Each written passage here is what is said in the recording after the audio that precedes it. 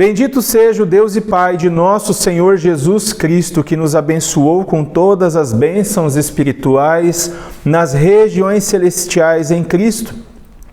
Porque Deus nos escolheu nele antes da criação do mundo, para sermos santos e irrepreensíveis em sua presença. Em amor nos predestinou para sermos adotados como filhos por meio de Jesus Cristo, conforme o bom propósito da sua vontade, para o louvor da sua gloriosa graça, a qual nos deu gratuitamente no amado. Nele temos a redenção por meio do seu sangue, o perdão dos pecados de acordo com as riquezas da graça de Deus, a qual ele derramou sobre nós com toda a sabedoria e entendimento, e nos revelou o mistério da sua vontade, de acordo com o seu bom propósito, que ele estabeleceu em Cristo, isto é, de fazer convergir em Cristo todas as coisas, celestiais ou terrenas, na dispensação da plenitude dos tempos. Nele fomos também escolhidos, tendo sido predestinados conforme o plano daquele que faz todas as coisas, segundo o propósito da sua vontade, a fim de que nós, os que primeiros esperamos em Cristo, sejamos para o louvor da sua glória. Quando vocês ouviram e creram na palavra da verdade, o evangelho que os salvou, vocês foram selados em Cristo com o Espírito Santo da promessa, que é a garantia da nossa herança, até a redenção daqueles que pertencem a Deus, para o louvor da sua glória. Ó Deus bendito, nós estamos, Senhor, diante da Tua palavra, e por meio do Teu Espírito Santo, fale conosco, Senhor. Abre os nossos ouvidos, os nossos olhos e o nosso coração. Que possamos ver a Tua beleza. Que possamos ver a beleza do Teu plano perfeito, Senhor. E que possamos nos alegrar por tão grande amor que o Senhor mostrou por cada um de nós. Assim nós oramos em nome de Jesus. Amém. O título do meu sermão nessa manhã é Bendita Trindade. Bendita Trindade. E é muito interessante. A palavra Trindade é uma palavra que não está na Bíblia. Se você já leu a sua Bíblia inteira, você não vai achar a palavra Trindade. Mas não significa pelo fato da palavra Trindade não estar na Bíblia que ela não seja uma realidade, que ela não exista. Nesses versos aqui, nós temos aqui de forma muito clara que Deus, o único Deus vivo e verdadeiro, ele subsiste em três pessoas distintas: o Pai, o Filho e o Espírito Santo. Doutrina da Trindade é uma doutrina básica da fé cristã. Você não pode ser cristão sem crer na doutrina da Trindade, sem crer que existe uma Trindade, que Deus é uma Trindade. Essa semana eu estive na conferência da Pronobis e conversando um pouco mais com o pastor Bruno, que os irmãos também conhecem. Lá na igreja tem um irmão na igreja do pastor Bruno, um amigo ou irmão, ainda não sabemos, mas um rapaz que frequenta a igreja já há um ano e ele é muçulmano. E é muito interessante que ao longo desse último ano ele foi acompanhado pelo pastor, ouvindo a palavra, ouvindo a pregação, sendo discipulado. E até que chegou um momento em que ele falou: eu quero ser batizado. Onde está a água para ser batizado? E aí foi onde o pastor Bruno começou a questioná-lo sobre a questão da Trindade. Porque eu não sei se você sabe, mas o islamismo, ele rejeita profundamente a doutrina da Trindade. No Alcorão diz que maldito seja aquele que acredita no Filho de Maria como Deus. Para o Islã, Jesus foi um bom profeta, um grande profeta, mas não é Deus. E esse rapaz, o Khaled, esteja em oração por ele, Ele tem compartilhado com o Bruno, e ontem também compartilhou um pouco comigo, da sua luta em relação à família, porque a família dele toda é muçulmana, todos eles são islâmicos. E um dos parentes dele, mais próximo, inclusive, falou: você está perdendo suas raízes. Eu vou pagar uma passagem, vou te mandar para o Líbano para você voltar às suas raízes. Você tem que sair de perto desses cristãos. E agora ele está tendo a realidade do que é deixar pai, mãe, casa, por amor a Jesus. Então essa doutrina, a doutrina da Trindade, ela é o que nos torna cristãos. Nós não podemos ser cristãos sem crermos na doutrina da Trindade.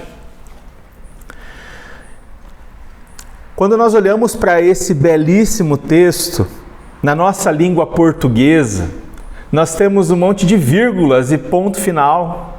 É ou não é verdade?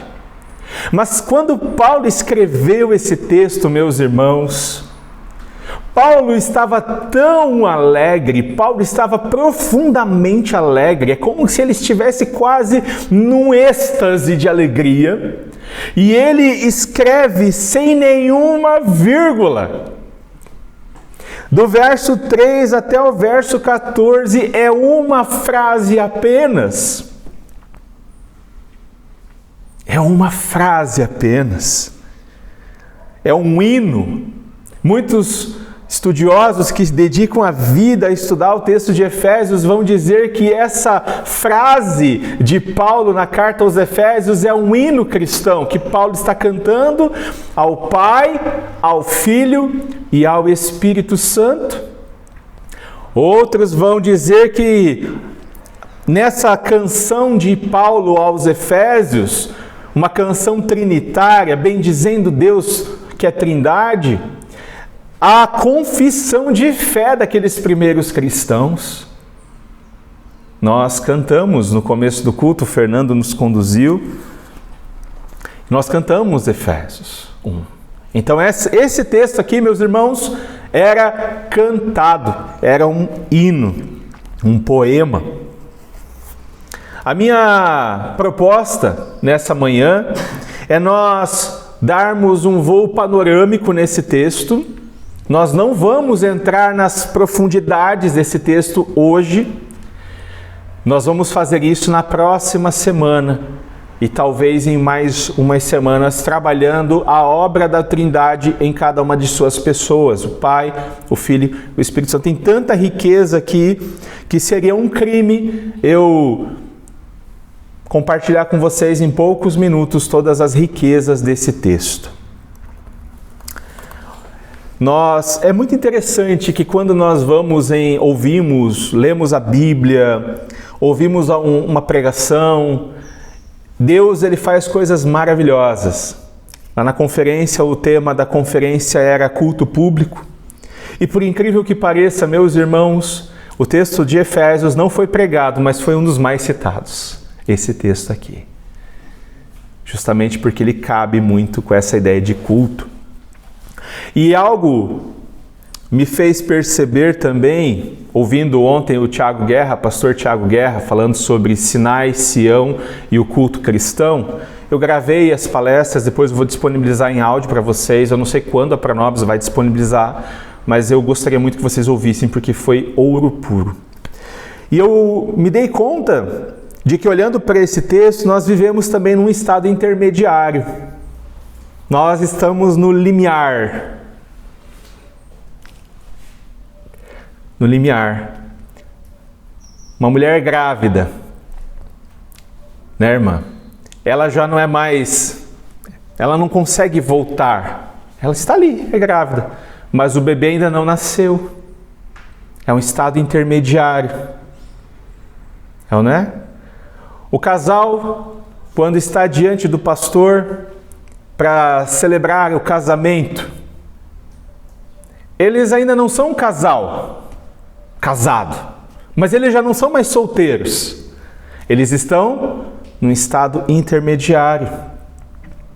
E nós vivemos nesse estado intermediário porque nós somos crentes. Nós somos salvos pela graça, mas ainda vivemos no mundo caído e quebrado, manchado pelo pecado.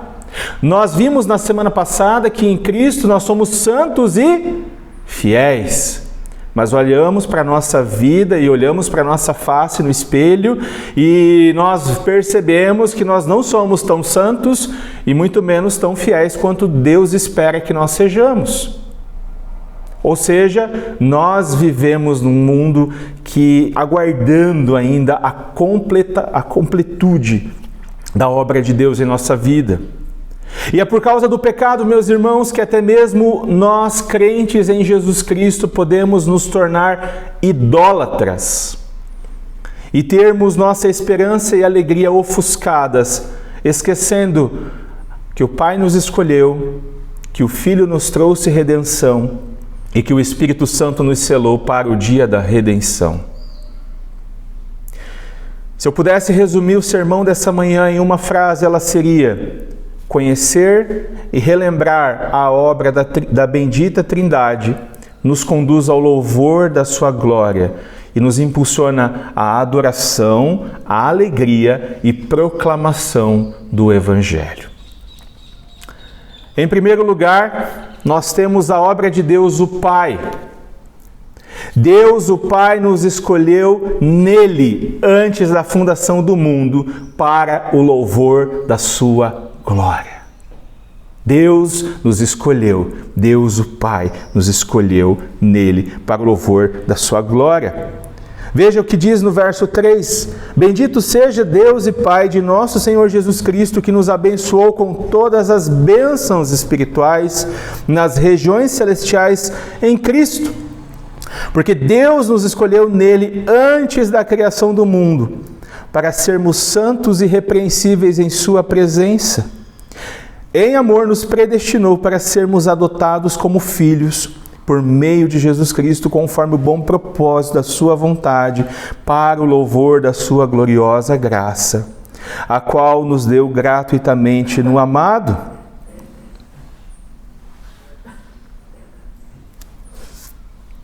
Verso 11. Nele fomos também escolhidos, tendo sido predestinados conforme o plano daquele que faz todas as coisas segundo o propósito da sua vontade, a fim de que nós, os que primeiro esperamos em Cristo, sejamos para o louvor da sua glória. Meus irmãos, Deus nos escolheu, Deus o Pai nos escolheu nele, antes da fundação do mundo, para o louvor da sua glória, para sermos adotados em Cristo Jesus, para o louvor da sua glória. Antes da fundação do mundo, o que isso significa? Significa antes do mundo existir, antes do tempo existir, não havia tempo, não havia mundo, e Deus nos escolheu nele. Deus escolheu homens e mulheres de todas as tribos, de todos os povos, de todas as raças, de todas as cores, de todas as idades, para serem salvos antes da fundação do mundo. Deus nos escolheu. Deus nos escolheu. Não porque viu em nós algo positivo a nosso respeito, não porque viu em nós algo que merecesse uma recompensa. Ele fez isso por sua graça, para o louvor da sua glória. E Deus nos dá exemplos no Antigo Testamento da escolha, de como funciona a escolha de Deus. Quando Deus escolhe Abraão, é muito interessante que alguns anos atrás a Sheila me perguntou: por que Deus escolheu Abraão? O que Deus fez? Aliás, o que Abraão fez para ser escolhido por Deus? E a resposta que eu dei foi: eu não sei. Eu não sei. Porque se você olha para a vida de Abraão lá em Gênesis, Abraão, ele estava em Ur dos Caldeus, num lugar onde imperava a idolatria. Eles eram idólatras. idólatras, ou seja, eles se ajoelhavam diante de imagens e adoravam e reverenciavam imagens. E Deus o escolheu. Deus escolheu para ser pai de uma grande nação.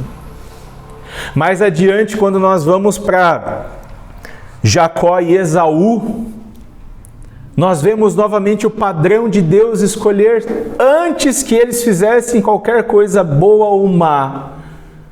Deus escolheu Jacó. Deus amou Jacó.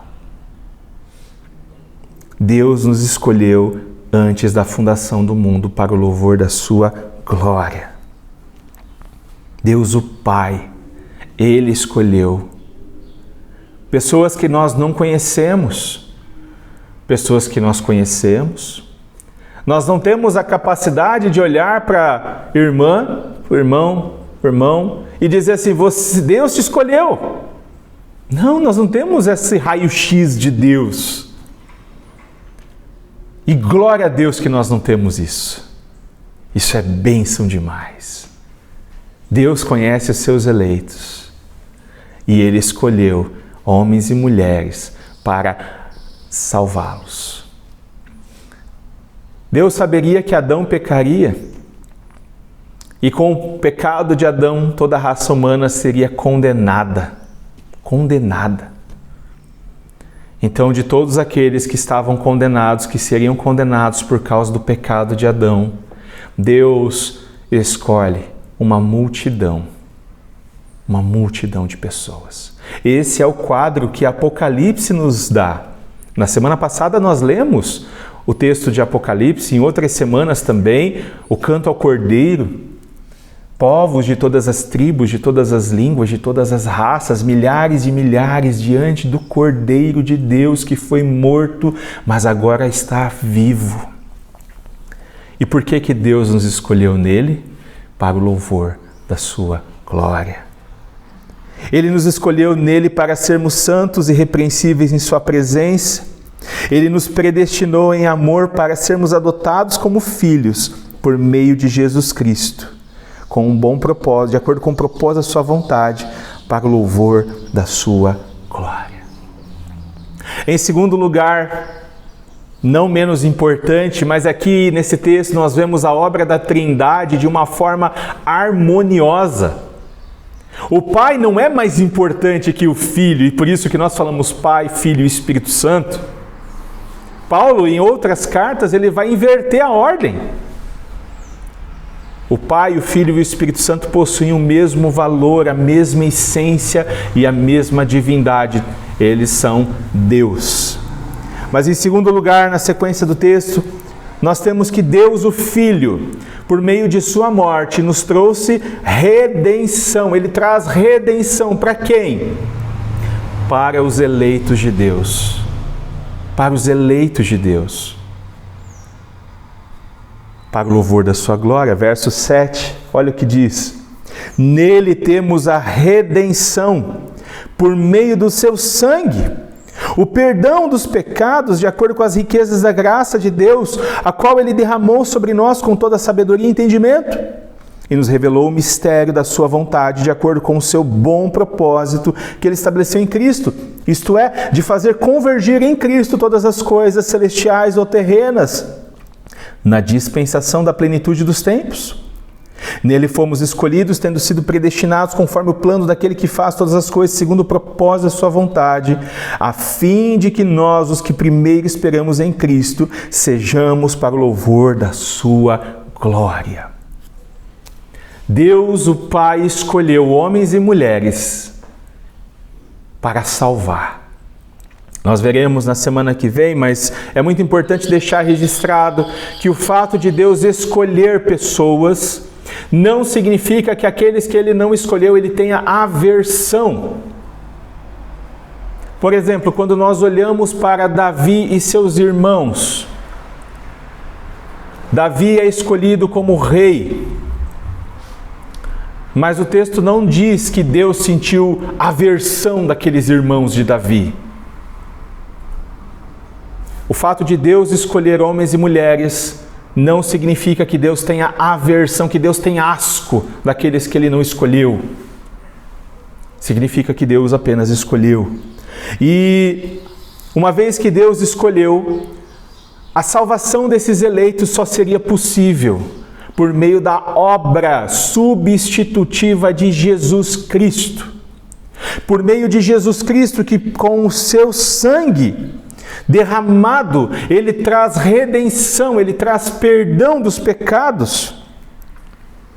E Ele é derramado sobre esses eleitos, esses homens e mulheres que no correr dos tempos aconteceria com eles o que Paulo vai dizer lá em Romanos capítulo 8. Romanos capítulo 8.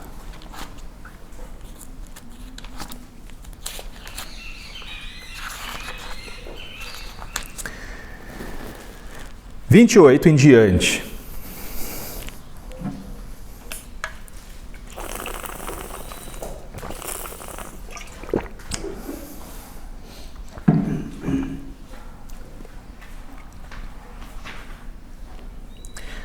Sabemos que Deus age em todas as coisas para o bem daqueles que o amam, dos que foram chamados de acordo com o seu propósito. 29. Pois aqueles que de antemão conheceu, ou amou de forma salvadora, também os predestinou para serem conforme a imagem de seu Filho, a fim de que ele seja o primogênito entre muitos irmãos. E aos que predestinou, chamou. E aos que chamou, também justificou. Aos que justificou, também glorificou. Os verbos nesse texto estão todos eles no passado. Os eleitos de Deus antes da fundação do mundo, amados por Deus o Pai antes da fundação do mundo, são predestinados para serem a imagem de Jesus Cristo. Nossa vida nessa terra, caminhando com Cristo, nós que caminhamos com Cristo, nós caminhamos para sermos parecidos com Cristo. Então, a esses que foram predestinados são chamados. Deus vai trazer os seus eleitos no tempo certo. Deus reúne sua igreja. Deus chama aqueles que Ele escolheu e predestinou para ser conforme a imagem de seu Filho. É um chamado que é irresistível, você não consegue resistir. E a gente tem às vezes a impressão de que esse chamado, muitas vezes ele é no nosso tempo. Às vezes a gente compartilha o Evangelho, fala do Senhor Jesus e a pessoa rejeita. Mas aqueles que foram escolhidos por Deus, o Pai, eles vão receber na vida deles a redenção por meio de Jesus Cristo. Porque no tempo certo, eles vão ouvir e vão crer no Evangelho da verdade. Como aconteceu comigo e como aconteceu com você. Quantas vezes nós não rejeitamos o Evangelho? Quantas vezes nós falamos, eu ir para uma igreja evangélica, ser crente, ler a Bíblia, você está maluco? Eu quero aproveitar minha vida. E mal nós sabíamos que Deus havia nos escolhido nele antes da fundação do mundo, nos predestinado para sermos a imagem de seu Filho Jesus, para o louvor da sua glória. Então esses que são eleitos por Deus, eles são chamados, e uma vez que eles são chamados, eles são justificados, ou seja, eles se rendem a Jesus Cristo no tempo certo, e eles derramam sua vida a Jesus Cristo no tempo certo, quando Deus abre o coração deles e faz com que eles creiam. Em Atos capítulo 16, nós vemos isso acontecendo com Lídia. O apóstolo Paulo está à beira do rio, lá em lá em Filipos, e prega o Evangelho, e Lídia tem o coração dela aberto pelo Espírito Santo. E naquele momento ela recebe a redenção. Deus, o Filho, por sua morte, nos traz redenção para o louvor da sua glória. O perdão dos pecados para o louvor da sua glória. Essa frase que nós vemos 3 vezes nesses versos aqui do 3 ao 14 é o refrão do hino, para o louvor da sua glória. Ou como nós cantamos, né? Para a sua glória e para o seu louvor. Nele nós temos redenção dos nossos pecados.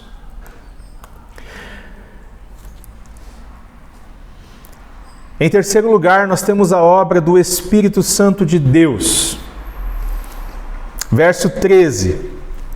Quando vocês ouviram e creram na palavra da verdade, o evangelho que os salvou, vocês foram selados em Cristo com o Espírito Santo da promessa, que é a garantia da nossa herança até a redenção daqueles que pertencem a Deus, para o louvor da sua glória. Aqueles que foram eleitos por Deus antes da fundação do mundo, eleitos pelo Pai antes da fundação do mundo, eles creem em Jesus Cristo e eles recebem naquele momento que eles creem em Jesus Cristo a redenção, o perdão dos pecados. Naquele momento, quando vocês ouviram e creram na palavra da verdade, o evangelho que os salvou, vocês foram selados, batizados com o Espírito Santo da promessa. É nesse momento que nós somos selados e batizados pelo Espírito Santo de Deus, no momento em que nós ouvimos o evangelho e nós cremos, para o louvor da glória de Deus. O Espírito Santo que nos sela é a garantia da nossa herança, de que nós nos tornaremos um dia aquilo pelo qual Deus nos escolheu, para sermos conforme a imagem de seu Filho. O Espírito Santo da promessa que nos sela, que nos batiza, é a garantia de Deus em nós de que Ele vai cumprir a sua palavra, de que aquele que iniciou a boa obra vai completá-la até o dia de Cristo Jesus. Nele nós temos a nossa herança. É por meio do Espírito Santo que nós seremos concidadãos dos céus e somos co-herdeiros com Cristo. Ele é a garantia até a redenção. Ou seja, lembra que eu falei no começo? Nós estamos no estado intermediário. Nós ainda olhamos para o espelho e nós vemos a realidade dos nossos fracassos. Ou você não olha no espelho e não percebe seu fracasso. Cada vez que você tropeça e cai e peca. Estênio Marcius até tem uma música. Pelas 10. Pelas 10 a gente se lembra do nosso fracasso, terminamos o nosso dia e nós nos lembramos. Às vezes nós não nos lembramos porque nós não paramos para refletir.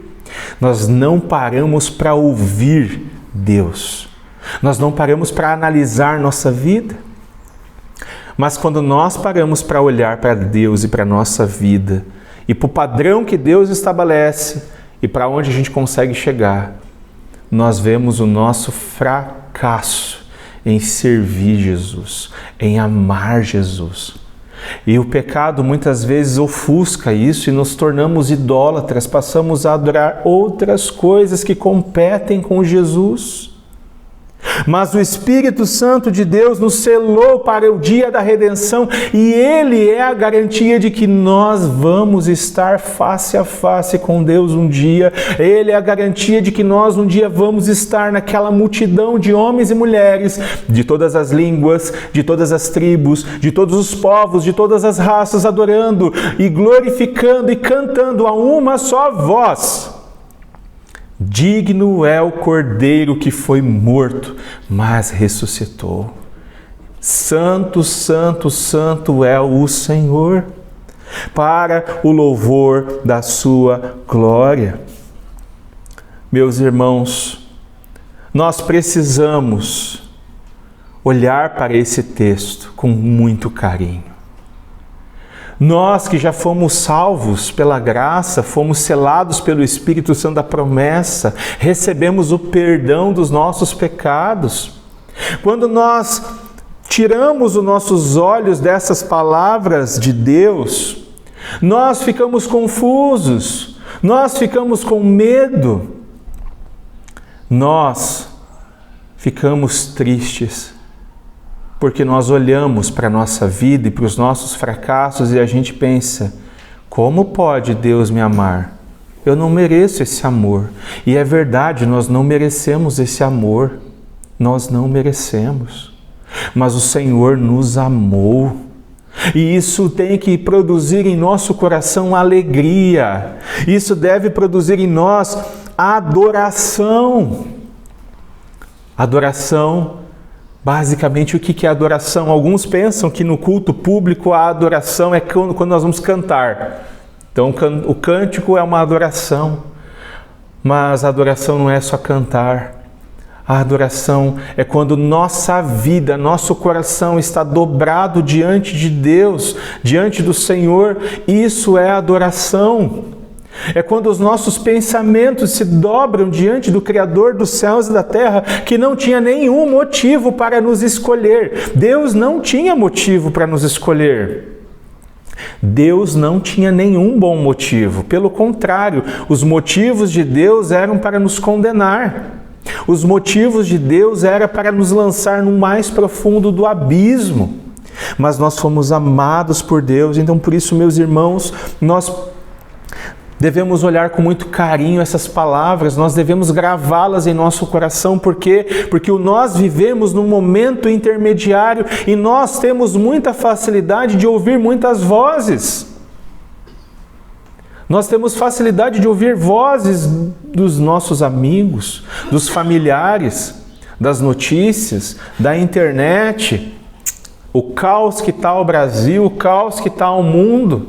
E nós podemos facilmente perder a alegria da salvação.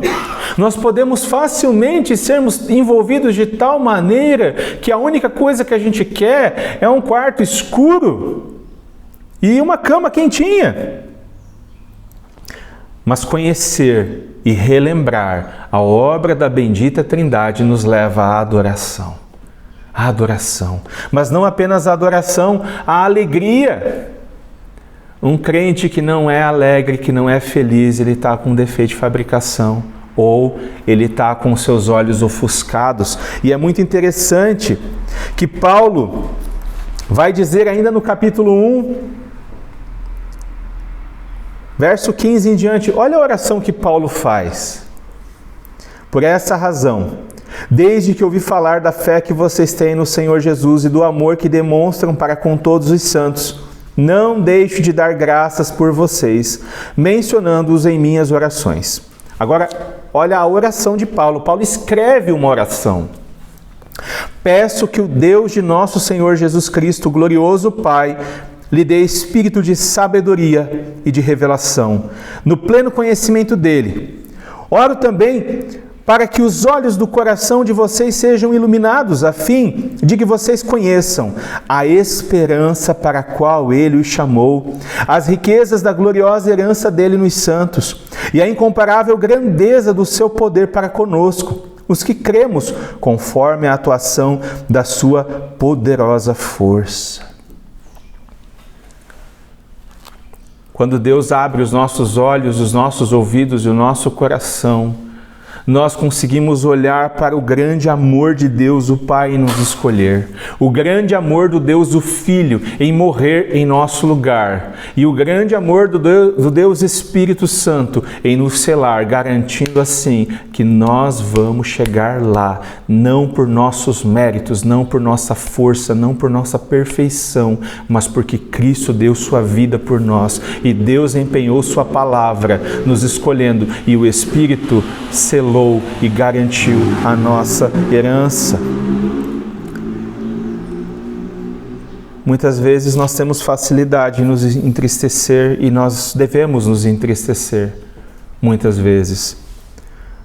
Mas na Escritura nós temos o tesouro que nos traz alegria, que nos lembra que a nossa vida, a nossa pátria não é aqui. A nossa vida não está neste mundo. A nossa pátria está com Cristo nos céus. É lá que nós queremos estar. Então, conhecer e relembrar continuamente a obra da Trindade bendita nos conduz à adoração, nos leva à alegria e nos impulsiona à proclamação do Evangelho. E nós proclamamos o Evangelho com nossa alegria.